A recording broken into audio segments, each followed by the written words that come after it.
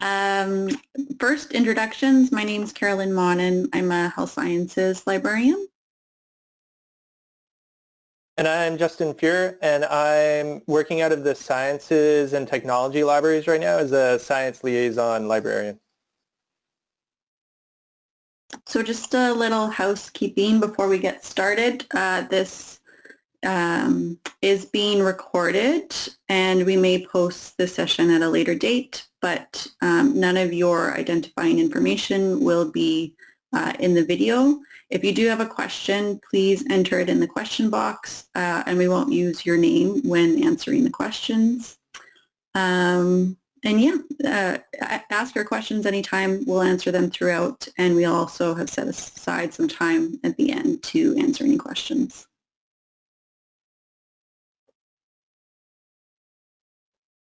All right, so our objectives today, we're going to talk about ORCID, how to create and maintain an ORCID identifier, and then we're going to compare ORCID to some other researcher profile management tools and assess them overall. So we've got a poll here for you just to get a sense of what you guys are familiar with. So which profile management tools, plural, are you familiar with? And please select all that apply.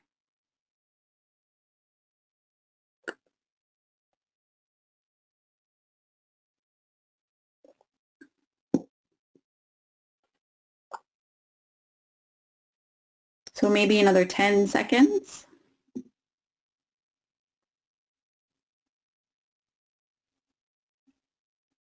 All right, closing the poll. So it looks like a lot of you are very familiar with Google Scholar citations, and then some with ORCID and ResearchGate, which is great, less so Scopus, and less so Publons, which we'll touch on both of those today, so you'll get a better introduction to all of those.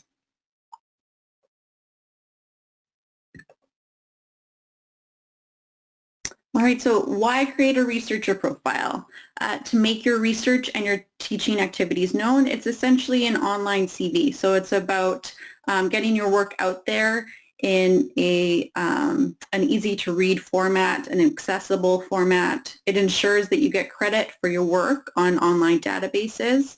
It essentially makes sure that it's you who gets credit for your own work, and it distinguishes yourself from other authors. You know, oftentimes our names are not unique, and so this ensures that it's our work that's attributed to us. The correct person gets attributed. And it connects you with colleagues, potential collaborators, potential employees. These are all great ways to find people who share similar research interests to you and collaborate on future projects. It increases your number of citations and your citation metrics. So again, for example, in Scopus, you might have different author profiles, which we'll get to in a little bit. By combining them, it ensures that you have a higher H index. So it ensures that your citation metrics are accurately reflects your publication history. And then research impact, which we're all interested in. So types of researcher profile sites, it sounds like you guys have a good handle on some of these, but let's just briefly go through the ones we're going to touch on today. So there's ORCID, which is an author disambiguation and persistent and permanent identifier. So it takes your name and links it to a 16-digit identifier number. You have full control over that profile too. It's an opt-in system, so you submit all the information that you want out there. Scopus is an author profile site within the Scopus database, and the ID is assigned internally. So Scopus assigns that author ID, and you have less control over that profile.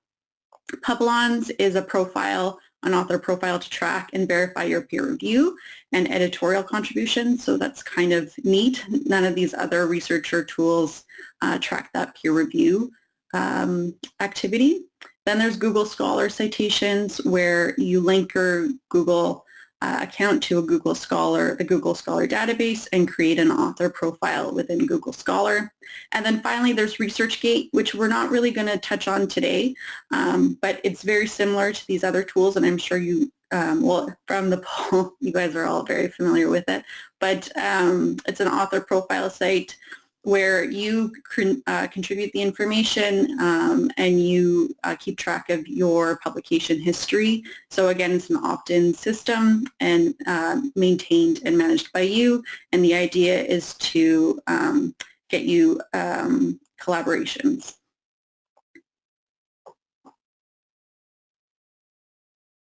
So each of these researcher profile sites have author ID systems.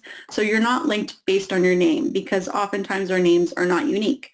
And so this is the way, this is your ID basically, ensuring that it's you that's submitting these publications or these grant applications. So ORCID has an ORCID ID. Scopus has a Scopus author ID. Publons has a Web of Science researcher ID. Publons is affiliated with Web of Science. That's why you have the Web of Science researcher ID. And then Google Scholar, there's no author identifier. So there it's your name. All right, ORCID. So ORCID stands for Open Researcher and Contributor Identifier. As I mentioned before, it's an opt-in system, so you contribute your own information. You register for an account. It's free to register and use your ID.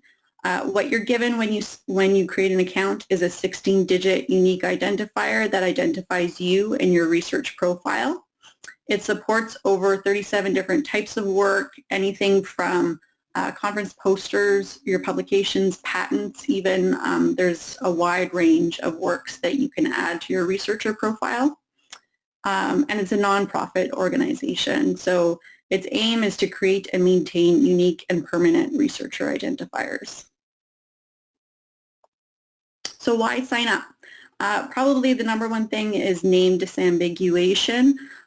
So oftentimes when we submit an article, we don't necessarily submit it using our name the same way, right? Sometimes, for example, John Roberts might submit an article with the name J. Roberts or J middle initial Roberts or Dr. Roberts, Professor Roberts, it goes on and on. So by attaching your ORCID ID to your name when you submit a publication, it automatically recognizes which John Roberts we're talking about and adds that record, that publication record, to their ORCID ID. Also, if you've had multiple names throughout your life, so if you had a maiden name and now you have a married name, all of that information can be added to ORCID, and your research contributions with your maiden name and your married name can all be within one profile. So in that way, it's very handy. The other reason why is you submit that information, right? It's an opt-in system, so you add your previous employment, you add your membership and service, and it's portable. So your email address might change if you change positions, but your ORCID ID will never change. And so you take that information with you, which is really helpful. And then also, as I mentioned before, it supports over 37 different types of work. So your entire academic profile is there to view and accessible to anyone that you see fit, that you would like to see that. So it supports journal articles, preprints, patents, as I mentioned, conference posters, conference proceedings. There is a wide range of material that it supports. And then possibly the most important is that more and more grants and publisher organizations are requiring that you have an ORCID to attach to your application or publication. So the Tri-Agency, CIHR, NSERC, and SSHRC, they all are actively working to integrate ORCID so that ORCID records will pre-populate the grant application or grant submissions. It makes less work. ensures that there's no errors, avoids redundancy, etc. So it's quite handy.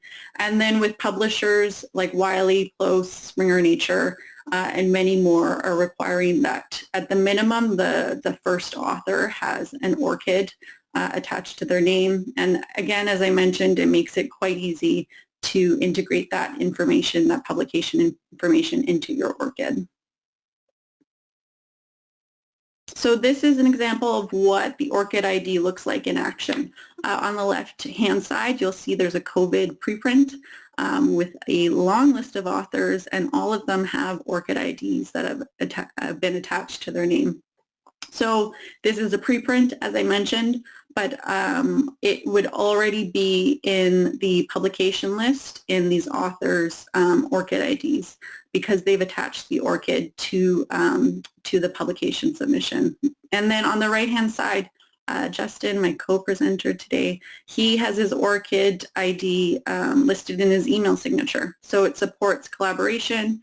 It ensures, when he's talking to people, they can see what his research interests are, and it supports academic collaboration that way.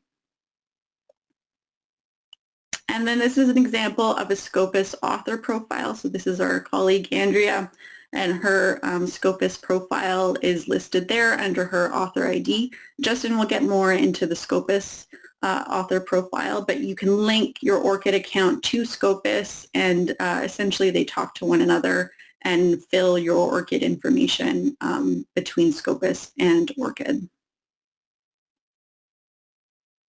All right, creating your profile. So it's very easy to register and create your profile. There's lots of different ways to do so, and I'll show you that in just a minute. But we would go to orcid.org and register. They'll ask you for, there's a couple questions.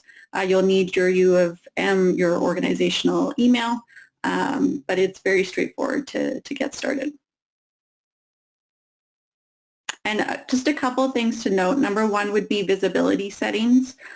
So you get to choose how visible you want your profile. There are 3 different visibility settings. Green for everyone, that means it's a public site, or the different pieces of the information that you make visible are available to everyone. Trusted parties are only those that you deem as a trusted party, whether an individual or an organization. And I'll show you that in just a minute. And then locked or red, only me, means that really the only person who can see that information is you, and it's on the back end. So publicly, that information is not available at all. And you can lock different sections of your CV, or sorry, of your ORCID profile, which we'll see in just a minute. And you can change those visibility settings at any time. So if you decide later that you want something locked, you can change it at any point. All right, creating your profile. So I'm gonna show you how to actually create your profile, but just a few things to mention. Creating your profile does take some time. It's like, creating a CD. You have to put some effort into it and dedicate some time to it. So the sections of employment, education, invited positions, distinctions, and membership and service, all that information needs to be manually entered by you or a trusted individual that you meet as a trusted individual. Whereas with funding and your works, there are search and link capabilities, so it kind of integrates with other platforms to autofill that information. So why don't I show you that? I'm just gonna okay.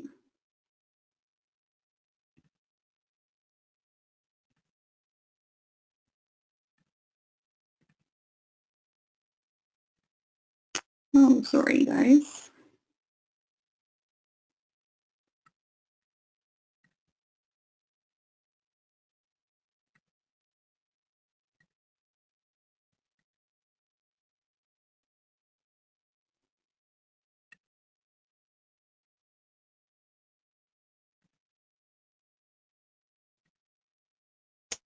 There, are you able to see my Google Chrome? I think so. Yeah, I can see it. Okay, great. So this is what the ORCID website looks like. So I went to orcid.org.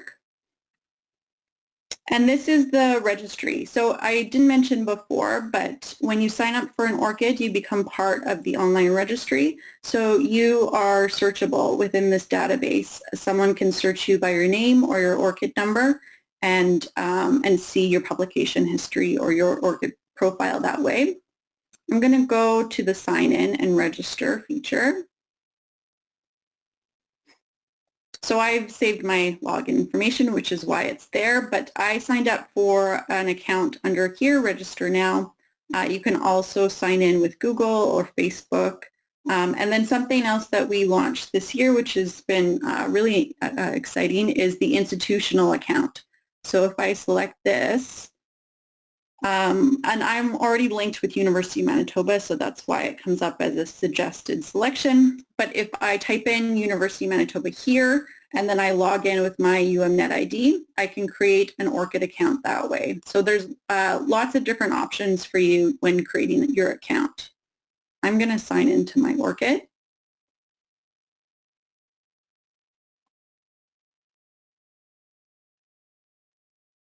All right, so this is what the back end looks like. It's a very clean looking website.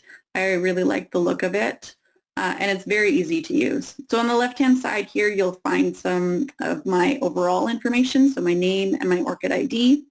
If I had a maiden name, this is where I would put it, under also known as. Country is self-explanatory, and then keywords would be like my research keywords. Or if I had a website, if I wanted to add my LinkedIn profile, my ResearchGate profile, I could put that there. And then my emails. So I have multiple emails just in case, you know, I leave the U of M, then I still have access through my Gmail. So on the right-hand side is where you'll find more of the profile information. So I have my employment here, and you'll see the visibility settings here at the top. So this one at the very top next to biography is the overall visibility settings. So I have it listed to everyone, which means my profile is public. This trusted parties, I could select that, where only the trusted organizations or trusted individuals could see it. And then as the locked would be that my profile is locked. And then you'll see that these visibility settings are also next to every box here, which means I can make these. So if I wanted to make my U of M employment private, I could do that here. Education and qualifications, invited positions and distinctions, membership and service. So all of these I had to add manually. And to do that, it's quite straightforward. I just went to this add service and then added the organizational information. And you'll see there's only really a few boxes here that require information, organization, city, and country. So you don't really have to spend a lot of time filling out a lot of information. All right, funding and works is kind of where it gets a little more fun. So under add funding, if I go to search and link, there's a platform here called Dimensions Wizard, which can grab the grant information or funding information and autofill it to my ORCID account. So if I click Dimensions Wizard, before it takes me to this database for the first time, I'll have to grant Dimensions Wizard access to my account and list them as a trusted organization. So if you deny that, you won't get access to this database. But if you accept it, then you'll get access, and then you won't have to do that every time to link your account. So on Dimensions Wizard, there's two different ways to search for a grant. You can search by your own name, or you can search by grant title. I'm going to search for Dorothy Hodgkins grant. So there are 4 grants found, and they're listed here. See how they have names associated to them as well, so that helps you clarify which grant would be yours. None of these are mine, so I'm not going to select any of them. But if I wanted to, I could select one here, and then next it'll ask you to confirm that this was your grant, and then it'll autofill that information. So that's Dimensions Wizard. And then you can manually add your grant information there as well. For adding works, there's quite a few different options. So under this plus sign, you can add your archive ID if you have a preprint. You could add that preprint ID.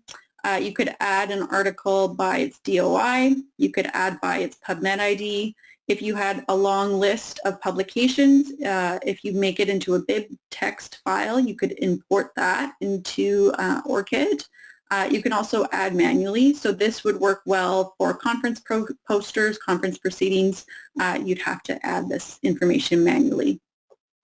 And then the search and link function is quite interesting. So there's 3 here we wanted to highlight. One being the cross-ref metadata search. So when you attach your ORCID ID to your publication, Crossref will pull that information and autofill it into your ORCID ID. So that's quite handy, but you need to grant Crossref permission to do that. And so similar to Dimensions Wizard, I would click on this Crossref link. It would ask whether I make it as a trusted organization, and then I would say yes and continue on to Crossref. And then anytime my name comes up in a Crossref article, it would autofill into my ORCID account. DataCite is another great one if you have a lot of data information. You can add that to your profile. And then at the very bottom we have the Scopus link. So Scopus, you'll have to accept Scopus here and then also link on the Scopus platform, link your ORCID ID to your Scopus ID, and Justin will get into that in a little bit. But this is another one to grant access to. And then if I want to see what all my trusted organizations are, I can go up to account settings at the top here.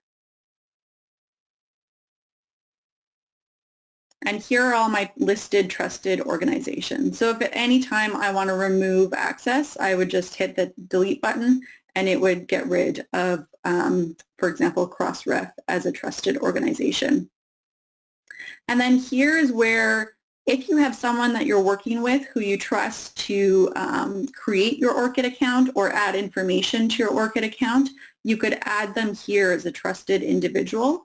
That trusted individual person needs to create their own ORCID account in order to gain access, but it's a nice way to get someone to fill in your information or work on your behalf without having to share your login information. So ORCID's made that quite easy, which is nice.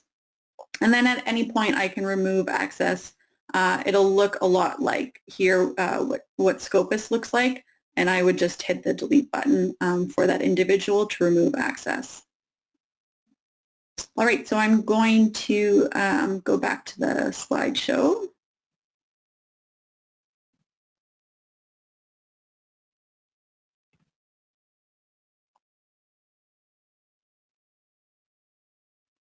Great. So we have some profile tips. If you're earlier in your career, adding more details about your place of work or your peer review activity, conference proceedings would be really helpful to kind of expand that profile. And then later in your career, adding service and then your publication history and all of your academic information, all of your academic publications and conferences and everything you've done. And we kind of mentioned this in the login, but now you can link your profile to U of M or create an account with ORCID through the U of M, which is really nice. What it does essentially is it allows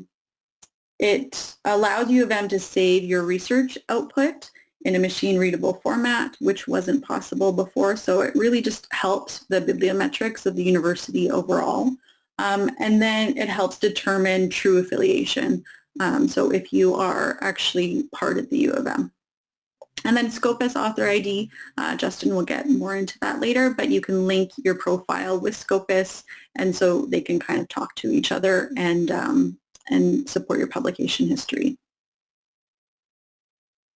So we already mentioned this, but trusted individuals, you can allow people that you trust to fill in information on in your ORCID account on your behalf. Maintaining your profile, so we suggest using your ORCID when you're submitting a publication or a data set. That way it automatically fills that information to your ORCID. And then make sure, if you are doing that, to authorize Crossref and Scopus that they can update your ORCID record, so granting permission to those two organizations, and DataCite as well if you're submitting data sets. And then make sure you keep your profile relevant. So it's similar to a CV. You'll need to update it maybe once or twice a year, or just ensure that all of your publication history is there. If you have any new services, you can add it. So there's a lot of different options. And we have a poll to finish it off. So true or false, you can only add articles that were published in a peer-reviewed journal to ORCID.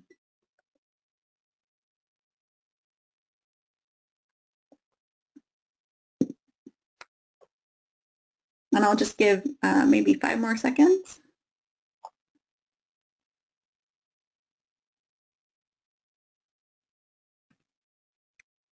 All right, share results. So this is false, yes. There's a wide range of material that you can add to ORCID. It's not just peer-reviewed material. It's preprints, as we mentioned, and conference proceedings and conference posters that aren't necessarily peer review. So the library can help you with ORCID. We can help you create your account. If you have any issues, linking between Crossref or Scopus, we're very happy to help you with that. And we can certainly help maintain your account as well. So there's lots of different options, and we'll have that contact information for you at the end of the presentation. And now I'm going to hand it over to Justin.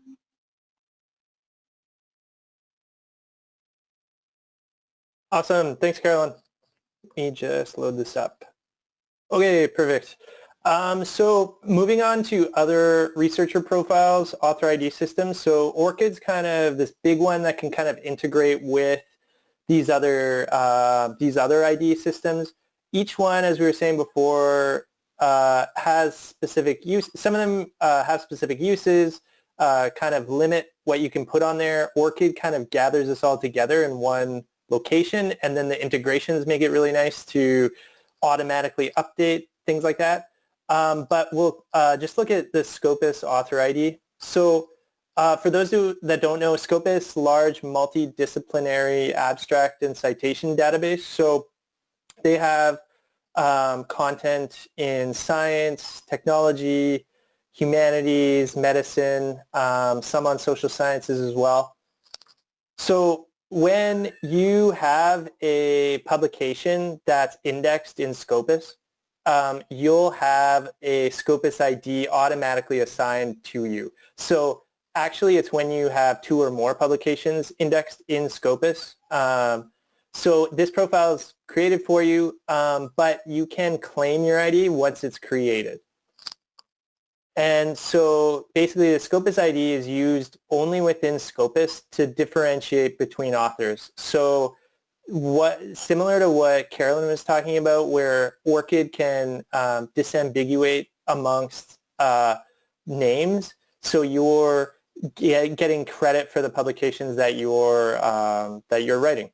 So you may find that you or someone, maybe one of your colleagues, has more than one Scopus identifier due to the particular algorithm that Scopus uses to create these profiles because they're automatically created.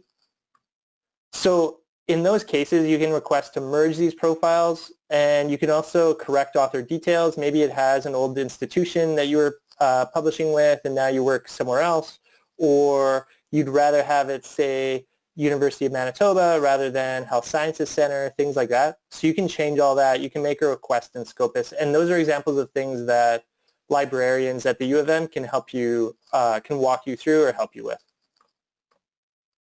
There's also citation metrics available in Scopus. So you may have heard of the H-index. So basically it's highest number of papers with at least the same number of citations. And there's also different analyses in there, documents and citation analyses. So kind of what years you've been publishing, who's been citing you, things like that, or how many people have cited you. And the one thing to note though is Scopus ID, because it's this automatically created profile, it's only available for authors that have 2 or more papers published in journals that are indexed by Scopus. So Scopus is a massive database. They index a lot of journals. But just something to keep in mind if you're interested in this sort of thing, it's not something that you create. It's already created for you, and then you just maintain it or update it depending on whether there's multiple profiles and things like that. And then you can also set it so it's integrated with ORCID. So you can add these works that are indexed in Scopus to your ORCID profile, and you won't have to add things manually. And then it'll also have a note in your ORCID profile that it's been added directly from Scopus. It's not just you adding it yourself.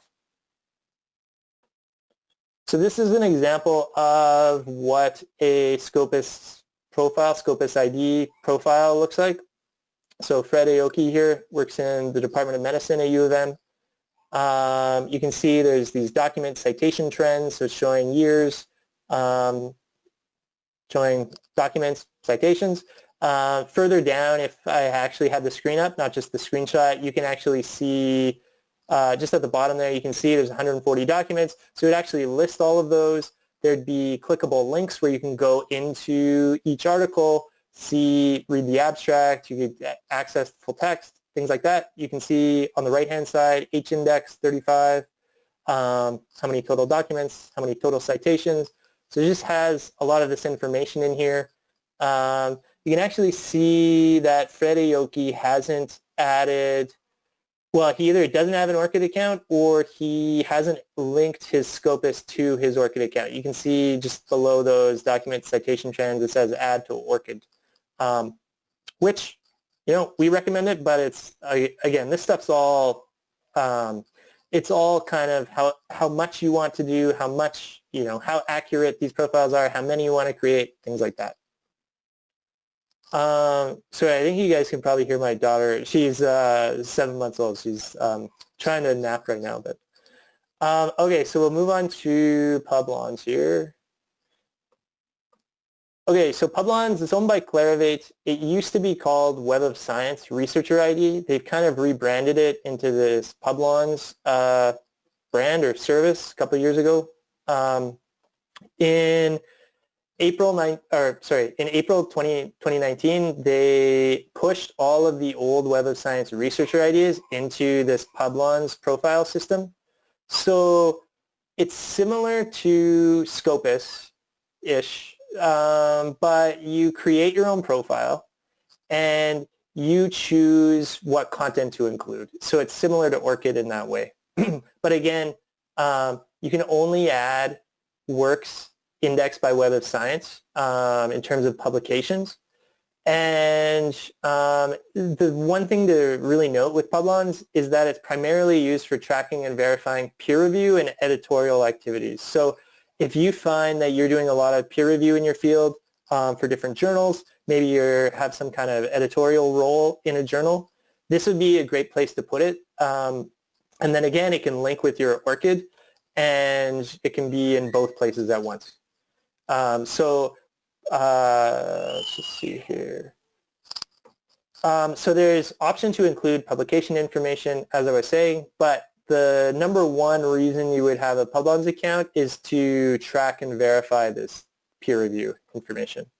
Again, it has a little bit of review, citation metrics, this time with your peer review activity. It's not incredibly robust, but it's there, it's on your profile. And again, it can integrate with ORCID, so you can push all of the review, peer review that you do right into your ORCID account. And so I wanted to mention something else here. So when you're assigned a researcher ID, you're assigned a Web of Science researcher ID when you have Web of Science indexed work, they assign you a researcher ID in Web of Science. That's what I was saying, where it's similar to Scopus, where they create this researcher ID automatically for you if your name is on Web of Science indexed works. So, but the researcher ID can then be linked to your Publon account if you choose to create it. So this one is a little bit different, where it's automatically assigning the researcher ID, but there isn't an associated profile with it unless you create this Publons account, and then it'll have that publication information, but also that peer review information there as well. So this is an example of a Publons account. You can see Fletcher Berjar here from the Department of, Economics. And they have 71 reviews, verified reviews, and just has a little bit of analysis, visualization there, not too robust as I was saying. Here, if you'd scroll down a little further, you can see when they'd been doing these reviews, how recent it was, a little bit more information there. And then if you go all the way down, if you clicked on peer review on the left-hand side, then it actually shows you in more detail which journals they've been editing or doing peer review for, and then what journals they have an editorial role in. And so finally, we'll look at Google Scholar citations. So this one as well, it's not integrated with ORCID in the same way that Publons and Scopus are. So you can create a profile in Google Scholar yourself. It's not automatic. Your name is listed, so you'll find that, Google Scholar indexes more work than, most likely more work than Web of Science Scopus. So these names will be listed there, but there won't be an associated profile unless you actively create one. So you would need to go in and go into Google Scholar citations, and then create your profile yourself. It's free, but you do need a Google account if you don't have one already, just so you know. Again, it calculates citation metrics, the H-index again, which we covered briefly. They also have something called the I-10 index, which is only used within Google Scholar, as far as I know. So you get, similar to ORCID as well, you can set your profile to be private or public. And this is one that if you're going to create your profile in Google Scholar, I'd recommend adding your institutional email address. And so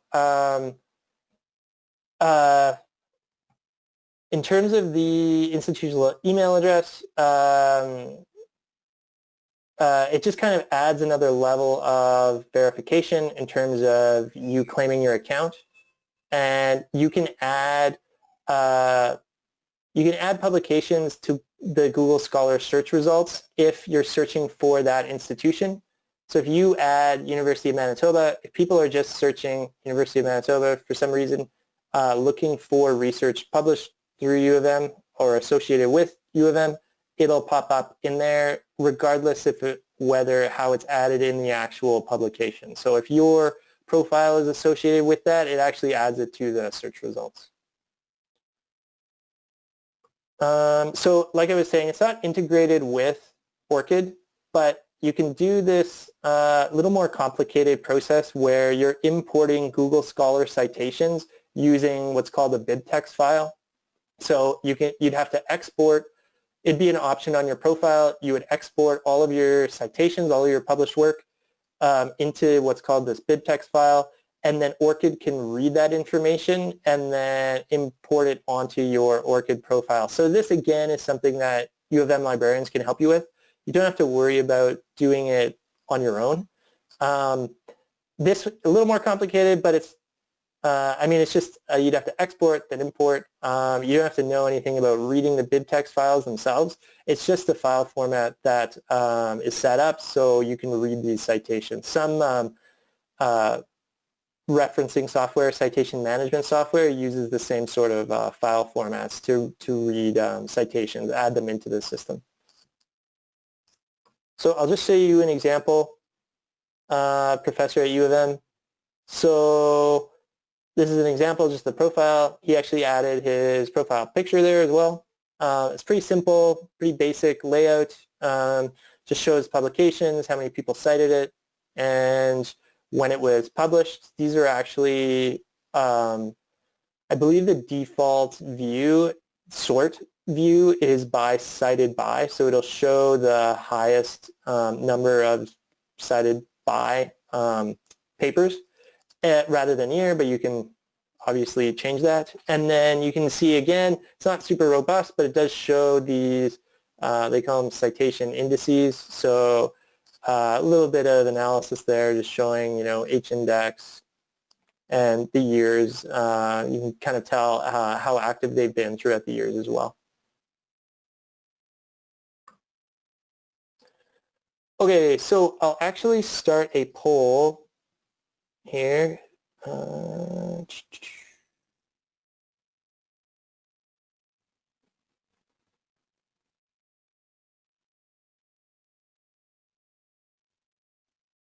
Okay, so you should see the poll there.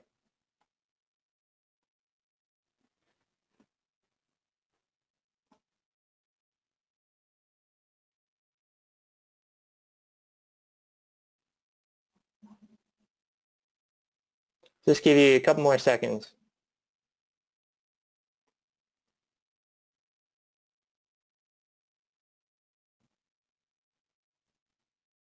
Okay, so this one was a little tricky. It's actually ORCID is maintained, what was the question again? Created, managed, and maintained by you.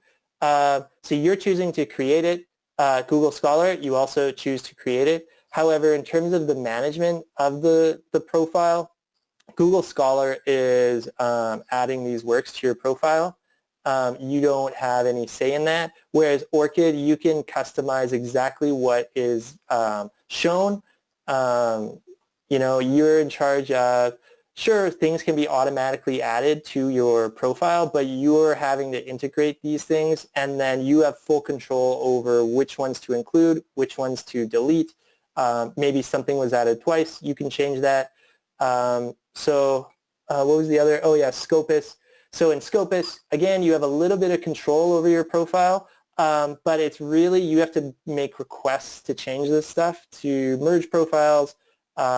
One actually I had written down, I didn't cover, but in Scopus, for example, so if you, for example, if you are publishing in a Scopus index journal, but you find that Scopus hasn't indexed that article, you can make a request to have them add it to their system. It may have been missed for various ways. So I use the example, so the journal Nature is indexed by Scopus. So if you publish something in Nature, but you later, it's published, you know, you wait a little bit, you're not finding it in Scopus, it's not added to your Scopus author profile, you can make a request to add that in there, but you're not able to just add and delete things in the same way that you can in ORCID. Okay, so which author ID system to use? So first of all, we'd recommend using more than one profile if you have time to do so. It just has a more robust, you'd have a more robust presence, showcase your research a little bit more. But again, it really depends on whether you have time to keep these up to date. Some have specific purposes, like we were saying, Publons for peer review activity. You know, if you wanted to showcase your peer review, create a Publons account and then tie it into your ORCID. You may want to look for other people in your field, use the sites that they are using. Some of these are more, I mean, these accounts aren't really social. ResearchGate is more like that. So if you find a lot of people are using ResearchGate in your field, for sure use that. If you find that ORCID has more of a presence, create that for sure. And like I was saying, just create as many profiles as you have time to keep up to date. So some profiles are auto-generated, as I showed there. So you may want to take time just to fix those profiles up, make them, combine records, merge the records together so it's showing your full publication history. And again, Publons is a user-generated profile, but it links to this auto-generated ID in Web of Science. So same idea, you may want to create, maybe you have a lot of Web of Science index works, and then you'd want to have this extra profile associated with that ID. So this table, Carolyn and I have included as a handout that you could download off just the presentation here. If you do need it later, we can always send it to you. I'll just mention we also have the slides as a PDF that you can download if you needed to review anything or have questions about anything here. But basically, so ORCID, other systems integrate with ORCID. It's not-for-profit organization. They take privacy really seriously. There's some instances where it's mandatory for certain grant applications, so you'll need to create an ORCID account. Maybe your department, there's been a push by your department to create an ORCID account, so you may want to create that for that reason. Scopus, disambiguation in Scopus if you have more than one account, more than one profile. Author metrics, but if that's not, maybe not a reason to create it, but maybe you want to have your H-index higher, so then you'd be merging these accounts anyways, so something like that. Publons, track and verify peer review again. I've mentioned it a number of times. So for review and editorial citation metrics, and again, integrates with ORCID. Google Scholar doesn't integrate with ORCID, but you can import your citations in there. There's an option for a private account, which is nice. Again, ORCID as well. And it's more popular in humanities due to more expansive indexing of articles. So you'll find more publications are in Google Scholar, like I was saying. So that maybe is another reason to create a profile in there. It's also very quick to create. So if you need help with any profile management, you have questions, you need help figuring out how to merge accounts in Scopus, even just getting your ORCID account set up, we can help with all of that, merge accounts, setting these things up, giving advice on which one to use. You can contact the Research Services and Digital Strategies Department of the libraries. So you would be connected with the liaison librarian there, and they could help you they could support you through these different activities. So their email is libraryresearchservices@umanitoba.ca. You can email them there. And we do have some time for questions. People had been asking questions throughout. Let me just see. Oh, okay. Here's a... There's a which, sorry? No, go ahead, Justin. No, I was just going to launch this poll, but sure, I'll launch it. Give you guys a couple of seconds to answer that.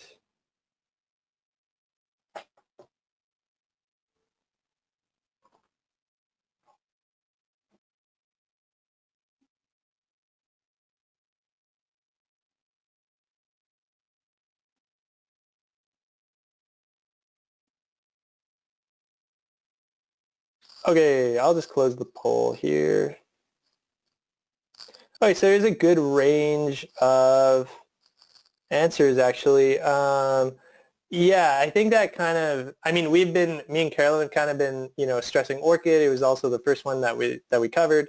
The other ones are good as well. Keep up to date, increase your research impact, things like that. Carolyn, was there a question? Yeah, there's quite a few. Yeah, there's a lot. So is it true that ResearchGate will be pulled out due to copyright concerns?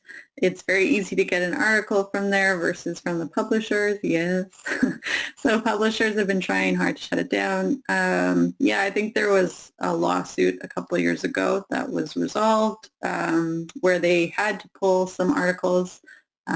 We would recommend always following copyright according to the journal that you submitted to. But I don't have any information as to whether ResearchGate will be pulled.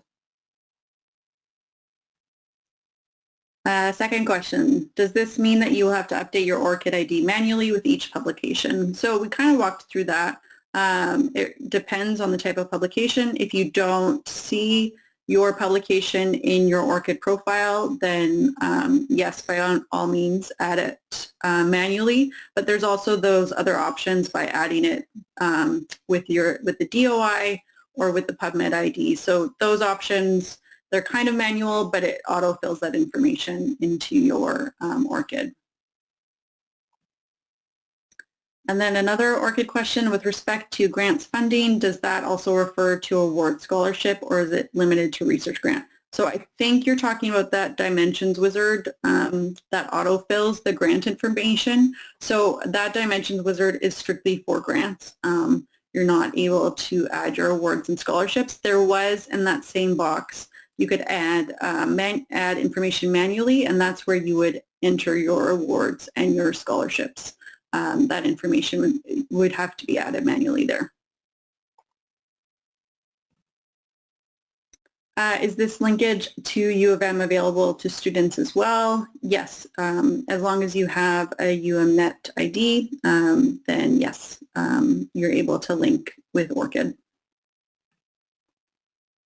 And the link for ORCID is that orcid.org. If you Google ORCID, ORCID, you'll get the link very quickly. And then you would go to login, and there's two options there, personal login or institutional login, and so you could select whichever one you'd like. And Justin, maybe you can answer this one. Is there a benefit to having multiple profiles, or is it best to choose one and stick with it? Yeah, it's a good question. I mean, I would really advise, how did I say it on that last slide? Basically, only use as many as you have time to update. So that's why I say if you're going to choose one, just go with ORCID, and then you can link all of these other indexing integrations in there to update, at least so it takes care of some of that. Because I mean, personally, there's nothing worse than having these profiles, but then not having them updated. So it kind of has old or, not recent information on there, and it's kind of deceiving. Doesn't look as great. So, yeah, and I mean, some you may not be able to choose. So if you don't have any publications that are indexed in Scopus, then, that already takes care of that. So, yeah, but I mean, ORCID for sure, you can't go wrong, and then integrate some of these other ones as well. Greg asks, will Publons track peer review that you have already done or just go forward? It would track all the peer review that you had done. So I believe, I don't want to go back to the slide right now, I can't find it, but it's on that screenshot I showed you. It had peer review that went back to 2007, 2008, things like that. So you can add it in. Does Publons include peer review in all fields or just those indexed by Web of Science? That's a great question. I think you can add in. That's a great question. I'd actually have to get back to you on that. I think you can add in. There's an option to add in peer review manually. But I definitely, yeah, I'd have to follow up with you on that because I'm not totally sure. I know it would make it easier if there was, if you're doing peer review in Web of Science indexed journals. How do I link my ORCID ID to my Scopus account? Yeah.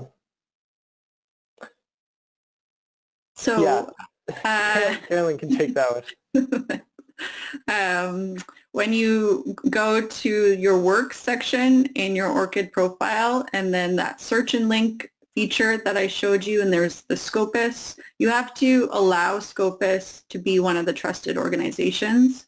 So you would click on the Scopus link and then allow it to be a trusted organization, which lets it talk back and forth. And then it takes you to the Scopus database. You might have to log in with your UMNet ID to access Scopus, but and there you fill out the author profile. So it links your author profile to ORCID. So you do it all through ORCID. And then if your Scopus author profile is not, you can search for your author profile within the Scopus database and see if the ORCID link is there. If not, then there is a very easy click to link my account to ORCID, and then it does it for you. So it's very straightforward. Is this presentation going to be shared via email? So we have the slides attached today under the handouts, and then it'll probably get posted to our U of M Library YouTube channel. Oh, and Justin, one for you. What is the H-index? So the H-index, yeah, we covered it very briefly, but so it's a number, so it's the highest number of papers that you have published, and then with at least the same number of those papers, the citations that they have. Or you could think of not the references in the paper, but how many times those papers have been cited by other papers. So if you think of the times cited,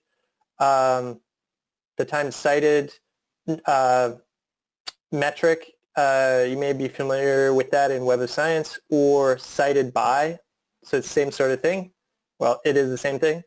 So it's that number. So let's say you had published 3 papers, or maybe actually, let's say you'd published 5 papers, but the highest number of citations for all of those papers is 3. So all of those papers have been cited at least 3 times. Maybe one of them has been cited 10, 20, 30 times. But so you got confusing myself here. So five published papers. There's a minimum of 3 times all those 5 papers have been cited. Your H-index would be 3.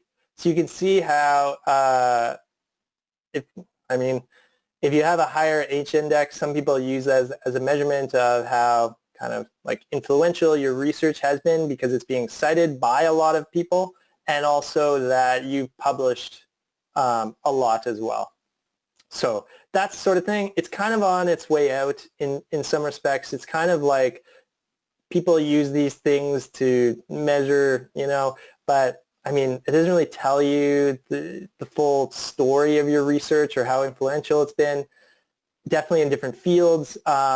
This is more relevant because maybe people have been publishing a lot, like in more of the scientific fields, in the sciences, people publish more you publish more articles. Whereas in humanities, you're publishing more monographs, maybe not as many articles, so then it takes longer to publish. You'd have a smaller number just based on that, just based on the kind of the tradition that your discipline has or field has in publishing. So it's kind of on its way out. There's other metrics called alt metrics, and we host various researcher workshops on these sorts of things if you're interested in learning more about them. Is U of M, or sorry, Carol?